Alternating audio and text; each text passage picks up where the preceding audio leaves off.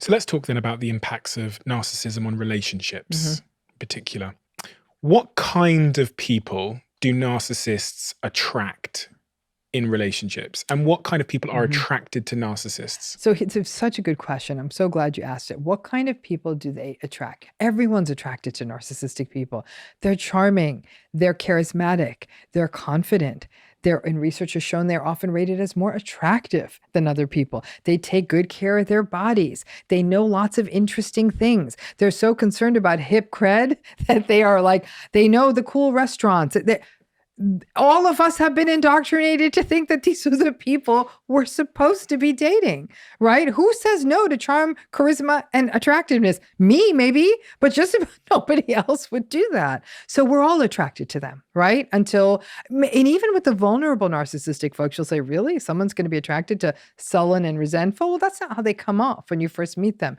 Many times a vulnerable narcissistic person looks like a vulnerable child who needs to be rescued. So if you like rescuing people or puppies or any small vulnerable creature, that's going to seem actually very attractive to you. So we're all attracted to them. What are they attracted to in us? What they're attracted to in us is our supply. Now, supply can mean different things to different narcissistic folks. Classical sorts of supply are we attractive? If we're attractive, if we have some form of social status, if we have resource, if we have connections, the things that would get them supply. Here's where it gets wonky.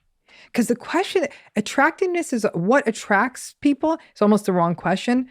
The more deep question is what gets people stuck in narcissistic relationships. Because narcissistic relationships start strong. These are people who are running their fastest miles in the beginning of the marathon. Like they're just like, go. And these can often feel like a fairy tale. It's glamorous and it's exciting and the dates are really interesting and they're very attuned. They may be very attentive. They focus on you and they figure what's going to work for you. If they really want to keep you close, they want to get you and they want to get you quick because then you're like a butterfly under glass. Then they've got you captured. Because after all this good stuff happens, you've bought in.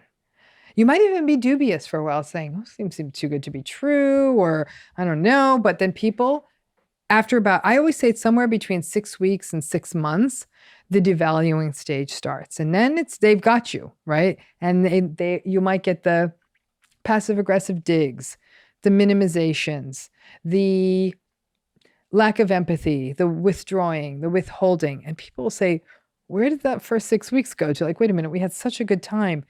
And as the devaluing begins, people start to blame themselves. So people who are more empathic, more forgiving, more optimistic, these are the kinds of people who get stuck because they're making allowances for this. They're saying, I mean, they were lovely and they did say they're having a really stressful time at work, but their behavior is consistently dismissive and rude. And so you keep making excuses. But then there's a few good days sprinkled in